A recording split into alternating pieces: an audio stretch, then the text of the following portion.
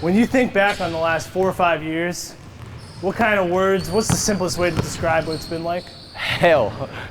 Hell's the easiest way to describe what I've gone through the last 4 years, 5 years. This is my first healthy off season since 2014. And over the course of the last 5 years, I've been put through the ringer, man, and it's a good thing I haven't given up. It's a testament to how crazy I am about the game, but a lot of people would have folded by now and quit it, but I think it's just beginning for me. I think it's something special, something bigger that I haven't seen yet. That belief that this is still only the beginning of something for you, where do you think that comes from? It comes from being that scrawny kid here in Fresno, California that, not many people thought would make it to high school or be good in high school. So when I went to Washington, people didn't think I was going to be great there. People didn't think I was going to be a first-round pick. People didn't think I was going to be a starter on a playoff team. And, I got to that peak and, I got injured. And, I just want to get back to that, and I know I can. I mean, I think that it is a pretty big accomplishment just that you're still in the league, considering 2 whole years of not playing and everything else. And 2 trash years the last 2 years. I haven't been able to play as much as I want to.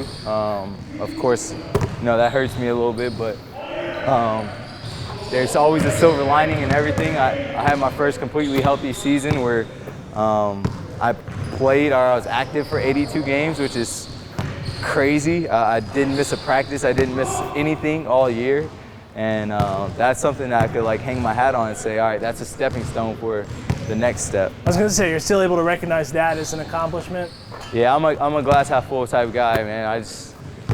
I'm just that pesky kid that you're gonna have to beat up every single day. You're gonna have to bully every day, and I'm still not gonna give up. I'm keep coming back at you every single day.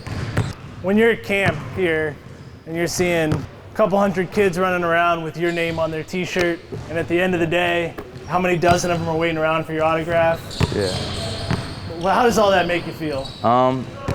It's not because I'm the best basketball player in the world. It's because of how I've conducted myself. It's because of my hometown roots here in Fresno. It's because of how I've given back. It's because that no matter where I go, it's Fresno first and foremost over everything. And kids really look up to me in that, and they know I'm a neighborhood guy where they'll see me walking around anywhere, and they know they'll be able to come up and talk to me because my roots are here in Fresno, and this is home. So. Yeah, we've talked to you a decent amount over the years about, home. Talked to you about this idea of home, and you've said things like you want to be mayor, and how much you just always expressed how much you care about this place. Is there something more to it than just being the place you grew up at? Man, this city, it is home. I've always been kind of weird where I didn't understand why people didn't embrace their hometowns or why they want to get out and go somewhere else. Of course, you're going to experience the world, but this is my home base. I could go to LA, I could go all over the world, but as long as I come back home in the same community that raised me, that raised my family, that raised my grandparents, I think that's something that's just so much deeper rooted than anything I could ever conceive of myself. So this is year 7 of the camp? Year 7 of the camp, yeah. I mean, when it started, did you have anything in mind, like what it's become, and do you think about how long you can keep this going? I had a vision of what it could end up like. I had no idea that even after all these years, after all my injuries, after not playing the best in my career at times, after all of that, I get to come home in summertime in Fresno and have a huge camp with a lot of NBA players, staff, and people coming back home to here. It's nothing I can envision. I could have envisioned for myself as being this big, and seriously, damn near in tears sometimes when I come here and see the kids, see the smiles on their faces, see what I'm able to provide for them, and I'm just looking forward to so many more years of this. All right, so what do you think's the most threes you've ever made in a row, shooting around? Most threes, man. I've made over 50 threes in a row before. At the peak of my training, I'll get to there at that point sometime this summer where, I'm shooting a high clip out of 100. Yeah. There's a lot of repetition in it. In the gym for countless hours. Who's a guy that you've watched in warm-ups shoot and just be still shaking your head in the league? No, I used to watch, I used to get to the arena. I kind of stole his work ethic, his pregame ritual. Kobe Bryant would get to the arena 3 hours before the game, or he's on the floor 3 hours before the game, and he's getting up game-like shots, and he would use one move. He'll do a certain move for 20 straight minutes or so, and I would look down out there and like, this guy's crazy. Like, he knows we have a game tonight.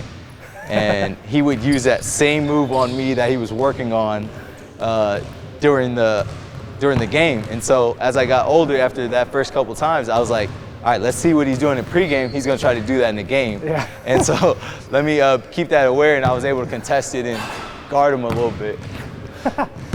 Has he been the toughest cover in your career, or is there someone else? Oh yeah, Kobe Bryant, Steph Curry. Man, Kevin Durant's been impossible to guard. He's almost 7 feet tall. He can shoot it from anywhere. James Harden is tough. Russell Westbrook gave me 40 a couple times. You know, it's crazy, but it's a job I chose to guard the other team's best players, and it's tough. And you can kind of laugh about it? Yeah. Especially after I look at the box score and say, oh man, he had 40, he had 50. Oh, at least we won, or something like.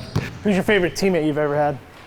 Favorite teammate I've ever had? Oh man, Chris Paul, I learned a lot from.